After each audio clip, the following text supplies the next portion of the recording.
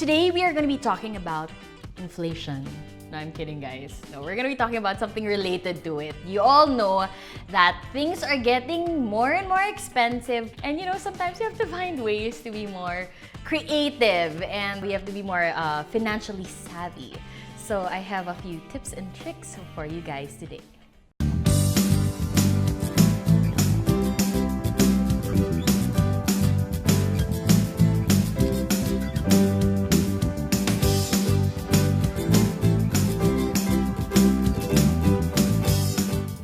Today's episode is a makeup tutorial for those who are #nagtitipid because I'm doing the 1,000 peso makeup challenge. So while I was doing the shopping, I realized that it's not as easy. I have a few makeup items here that will prove that just because the makeup is inexpensive doesn't mean it's not good. Like, most of these products still do the job.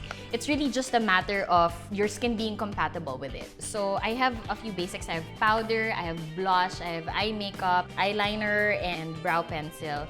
And all of these, ideally, are below 1,000 peso. Below 1,000 ba talaga siya? No.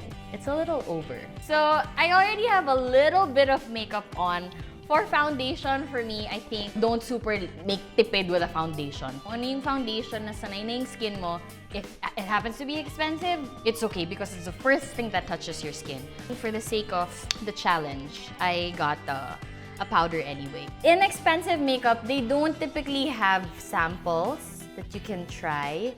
So parang medyo buy a couple and see what works for your skin tone.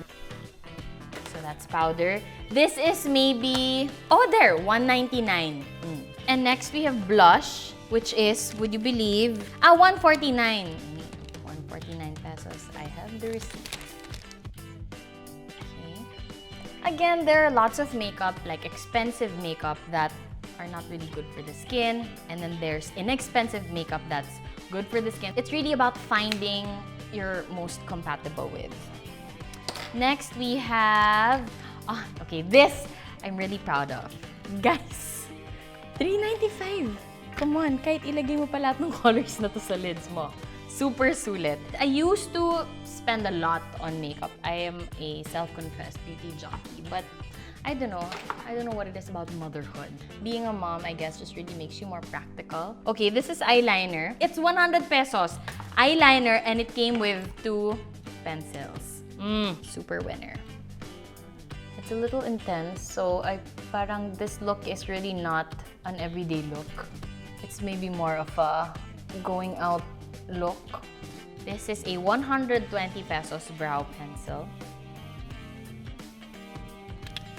You know what? This is actually a thing. Like, I noticed a lot of local makeup companies have been coming up with really good stuff, and they're very inexpensive.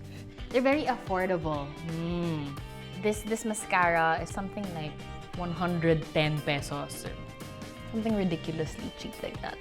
And last but not the least, lipstick in Twiggy Cream, worth 115 pesos.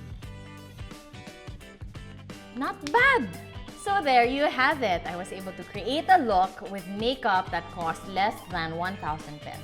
Okay, not less than, like a little over, but it's within the range.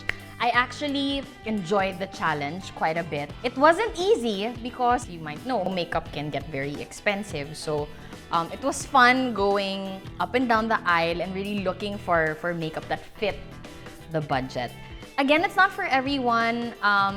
There are some people whose skin, they're more sensitive than the others. So it's really a trial and error kind of situation. Like, you have to find makeup that won't make you break out, that won't give you rashes. But the thing is, it doesn't really matter. Like, I've tried very expensive makeup that still made me break out anyway. In the same way that I've tried affordable makeup that did the work just as well as the expensive makeup. I hope you guys were able to pick up some tips and tricks. If you have some tricks for me, please drop on by the comment section. I would love to know your thoughts, and I want to invite you to keep those questions coming in. All you have to do is include the #AskNikki for us to see it. Again, don't forget to subscribe, and for anything and everything, you can always ask Nikki.